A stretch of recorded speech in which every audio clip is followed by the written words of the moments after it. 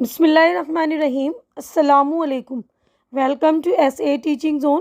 آج کی ہماری یہ ویڈیو 11th کلاس کی گلستان ادب بک کا نام ہے اور ہم چیپٹر نمبر آج ہم کر رہے ہیں 5، لیسن نمبر 5 ہے میر باقر علی داستان گو۔ تو ان کے بارے میں میر باقر علی جو داستان گو ان کے بارے میں خاکہ کھینچا ہے شاہد احمد دہلوی، یعنی اس کے لکھنے والے جو رائٹر ہے شاہد احمد دہلوی ہیں۔ تو پہلے ہم خاکے کے بارے میں پڑھتے ہیں کہ وہ ہوتا کیا ہے۔ تو دیکھیے، خاکہ اصطلاحی معنی میں لفظ خاکہ انگریزی لفظ اسکیچ کا ترجمہ ہے۔ شخصی خاکے کے لیے انگریزی میں پورٹریٹ، پین پورٹریٹ یا پرسنل اسکیچ کی اصطلاحیں بھی استعمال کی گئی ہیں۔ آج کل خاکہ ہی کی اصطلاح رائج ہے۔ خاکے سے مراد ایک ایسی نثری تحریر ہوتی ہے جس میں کسی شخصیت کی منفرد اور نمایاں خصوصیات کو اس انداز میں بیان کیا جاتا ہے کہ اس کی مکمل تصویر آنکھوں کے سامنے آ جائے۔ اس میں جس شخص کی تصویر کشی کی جاتی ہے اس کے خیالات و افکار، سیرت و کردار، عادت و اطوار سب کی جھلکیاں نظر آتی ہیں۔ خاکے کا مقصد یہ ہوتا ہے کہ متعلقہ شخصیت کی ظاہری اور باطنی خصوصیات میں ایسے نمایاں اوصاف بیان کیا جائے جو اس کی انفرادیت اور پہچان کا ذریعہ ہوں۔ اس کے لیے خاکہ لکھنے والے کا اس انسان کی شخصیت سے نہ صرف متاثر ہونا ضروری ہے بلکہ اس سے واقفیت اور قربت بھی ضروری ہے۔ خاکہ نگاری سوانح نگاری سے مختلف ہے۔ اس میں سوانح حیات کی طرح واقعات ترتیب وار نہیں لکھے جاتے اور نہ ہی تمام حالات و واقعات کا بیان ضروری ہے، بلکہ خاکہ نگاری میں حالات و واقعات کا بیان ضمنی طور پر کیا جاتا ہے جو شخصیت کی کسی پہلو کو اجاگر کرتے ہیں۔ خاکہ نگار کسی شخصیت سے متاثر ہو کر اس کا خاکہ ضرور لکھتا ہے، لیکن اس کی تحریر سے مرغوبیت کا اظہار نہیں ہونا چاہیے۔ اس کا بیان ایسا ہونا چاہیے کہ وہ غیر جانبدار نظر آئے۔ اس لیے یہ ضروری ہے کہ خاکے میں شخصیت کی خوبیوں اور خامیوں دونوں کا بیان کیا جائے، ورنہ شخصیت کی مکمل تصویر سامنے نہ آ سکے گی، جو خاکہ نگاری کا اصل مقصد ہے۔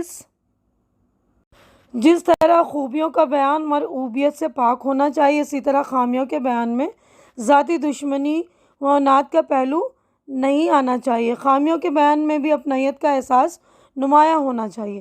تو ہمارا خاکہ مکمل ہو چکا ہے۔ اب ہم جو ہمارے مصنف ہیں رائٹر شاہد احمد دہلوی، ان کا تعارف دیکھتے ہیں۔ شاہد احمد دہلوی 1906 میں پیدا ہوئے اور 1967 میں ان کا انتقال ہوا۔ شاہد احمد دہلی میں پیدا ہوئے۔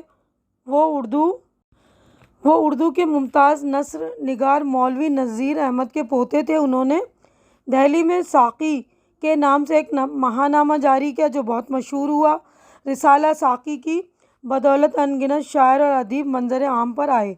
ستمبر سن 1947 میں شاہد احمد پاکستان چلے گئے، وہاں سے رسالہ ساقی جاری کیا۔ پاکستان میں انہوں نے ناول، افسانے، ڈرامے اور نفسیاتی کتابوں کے انگریزی سے اردو میں ترجمے کیے۔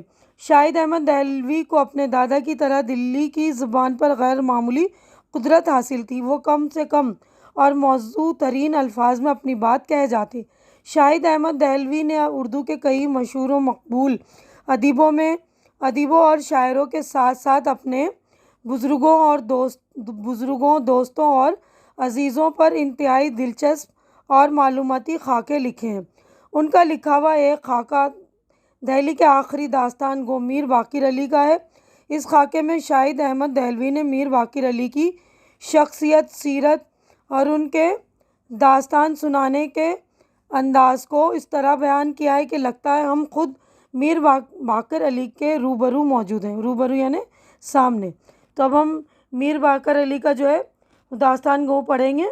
تو دیکھیے، میر باقر علی داستان گو ان سے متعلق جو لکھا گیا ہے، تو میں پورا سبق نہیں پڑھ کے اس کو خلاصہ اس کا بتا دیتی ہوں کہ شاہد احمد دہلوی نے دہلی کے آخری داستان گو میر باقر علی، ان کی وفات جو 1928 میں ہوئی، ان کا خاکہ لکھا ہے۔ اس خاکے میں انہوں نے میر صاحب کا حلیہ، داستان گوئی اور میر صاحب کے داستان سنانے کی کیفیت بیان کی ہے۔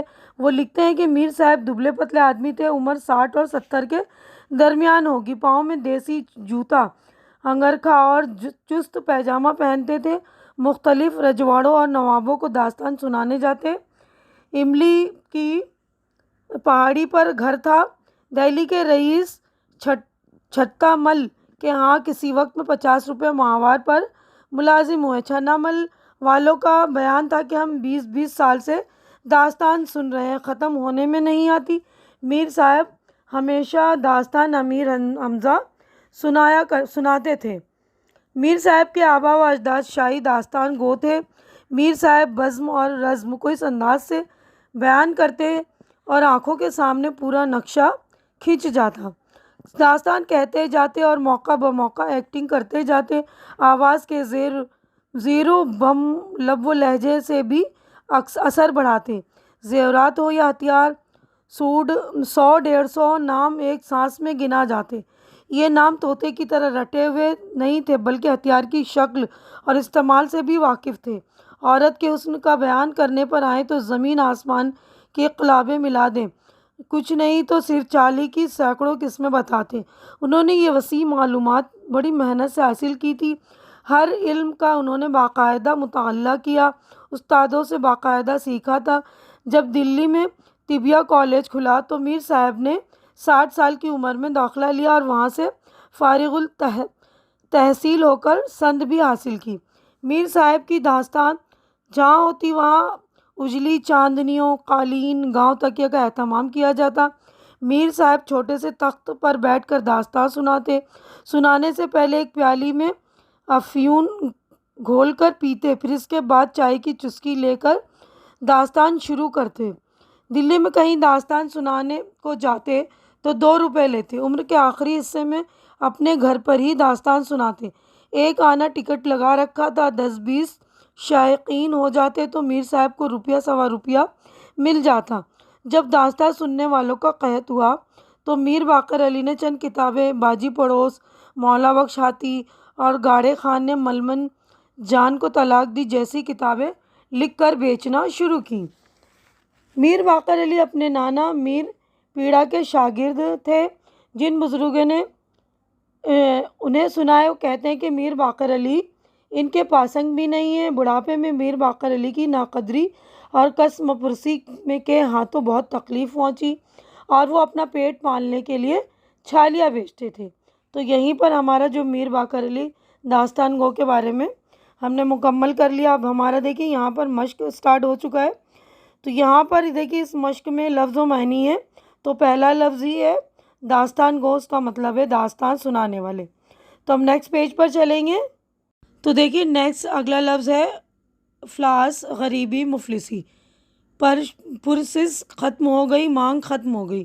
حائل ہونا، رکاوٹ پیدا کرنا۔ رزم، معرکہ، جنگ۔ زیر و بم، نیچا اور اونچا سر، اتار چڑھاؤ۔ عیار، مکار، فریبی، شعبدہ باز۔ منجنیق، ایک آلہ جس سے جنگ کے دوران دشمنوں پر بڑے بڑے پتھر پھینکے جاتے تھے۔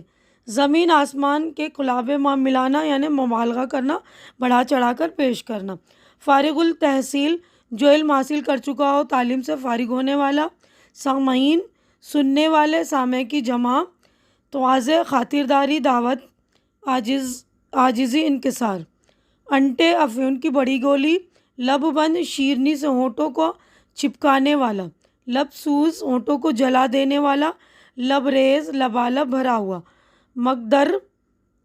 مقدر، غمگین، ناراض، ناخوش۔ اکھرنا، ناگوار گزرنا، برا لگنا، کھلنا۔ اعجاز، معجزہ، کرشمہ۔ پاسنگ، معمولی چیز، کم حیثیت، ترازو کے پلڑوں کو برابر کرنے کے لیے جو فالتو چیز رکھی جائے۔ اب اگلے صفحے پر چلیں گے۔ تو اگلا لفظ ہے قسم پرسی، وہ حالت جس میں کوئی پوچھنے والا نہ ہو، بے بسی۔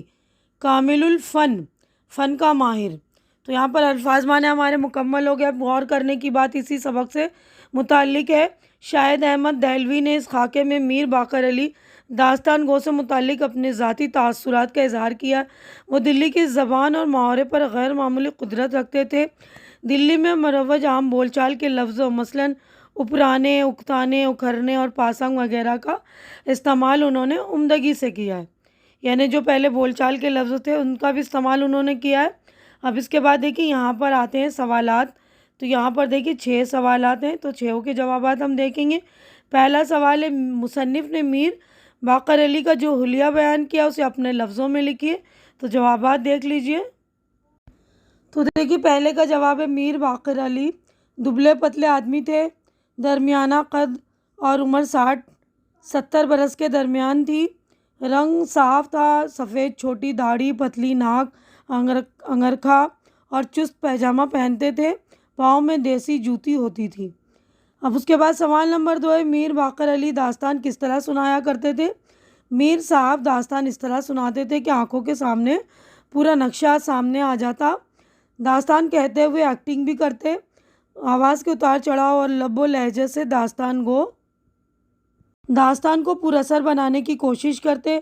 امیر حمزہ اور عیاروں کا جب بیان کر کے ہنساتے تو ہنساتے لوٹ پوٹ کر دیتے، ہتھیاروں کے نام گنانے شروع کرتے تو 100-150 نام ایک سانس میں لے جاتے۔ یہ نام انہیں طوطے کی طرح رٹے ہوئے نہیں بلکہ وہ ان ہتھیاروں کی شکلوں اور استعمال سے بھی واقف تھے۔ عورت کے حسن کا بیان کرنے پہ آئے تو زمین آسمان کے قلابے ملا رہے ہیں، کچھ نہیں تو چال کی ہی سینکڑوں قسمیں بتاتے۔ بیگم بن سنور کر ایک کمرے سے دوسرے کمرے میں آ رہی ہیں، 1.5 گھنٹہ ہو گیا، بیگم دہلیز ہی نہیں پھلانگتی۔ میر صاحب کتنی ہی لمبی داستان سنائیں، کمال یہ تھا کہ سننے والا اکتاتا نہیں تھا۔ سوال نمبر 3 ہے، میر باقر علی کی داستان سننے کے لیے کیا کیا اہتمام کیا جاتا تھا؟ میر صاحب جس مکان پر داستان سنانے جاتے وہاں اجلی چاندنیوں کا فرش بچھایا جاتا، میر صاحب کے لیے ایک چھوٹا سا تخت بچھا دیا جاتا، اس پر قالین اور گاؤں تکیہ ہوتا، سامعین بھی فرش پر گاؤں تکیہ لگا کر بیٹھ جاتے، پان اور حقہ کا دور چلتا رہتا، گرمیوں میں شربت اور جاڑے میں چائے سے تواضع کی جاتی۔ سوال نمبر 3 ہے، میر باقر علی نے اپنے گھر پر داستانیں کہنا کیوں شروع کی؟ جواب ہے، میر صاحب دلی میں کہیں داستان کہنے جاتے تو 2 روپے لیتے، ایک وقت ایسا بھی آیا کہ 2 روپے دینے بھی اکھرنے لگے تو میر صاحب اپنے گھر پر داستان کہنی شروع کی اور ایک آنا ٹکٹ لگا دیا، 10-20 شائقین آ جاتے تو میر صاحب کو روپیہ مل جاتا۔ سوال نمبر 5 ہے، میر باقر علی نے کون کون سی کتابیں لکھی؟ تو جواب ہے، میر باقر علی نے قصوں پر مبنی چھوٹی چھوٹی کتابیں لکھی، جن میں سے مولا بخش، ہاتھی پاجی پڑوس اور گاڑے خان نے ملمن جان کو طلاق دی زیادہ مشہور ہوئی۔ سوال نمبر 6، چائے کی خوبی ہے کہ وہ لب بند، لب ریز اور لب سوز ہوں، ان الفاظ کی وضاحت کیجیے۔ جواب ہے، لب بند سے مراد ہے کہ چائے اس قدر میٹھی ہو کہ مٹھاس سے ہونٹ چپکنے لگے۔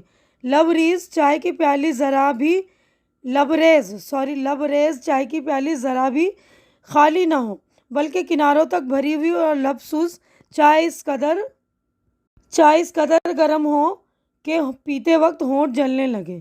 تو ہمارے 6 جوابات مکمل ہو گئے۔ دیکھیے میں اپنی ویڈیو یہیں تک مکمل کر لیتی ہوں۔ یہ یہاں پر ہم نے اور عملی کام ہے، یہ آپ کو خود کرنا ہے کہ اپنے کسی قریبی دوست کا خاکہ لکھیے۔ تو آپ اپنے قریبی کسی دوست کا خاکہ لکھ لیں گے، اس کے حلیے کے بارے میں، اس کا تھوڑے عادات و اطوار کے بارے میں اور کس چیز میں وہ مشہور ہے، اس طرح آپ مکمل کر سکتے ہیں اس کا خاکہ۔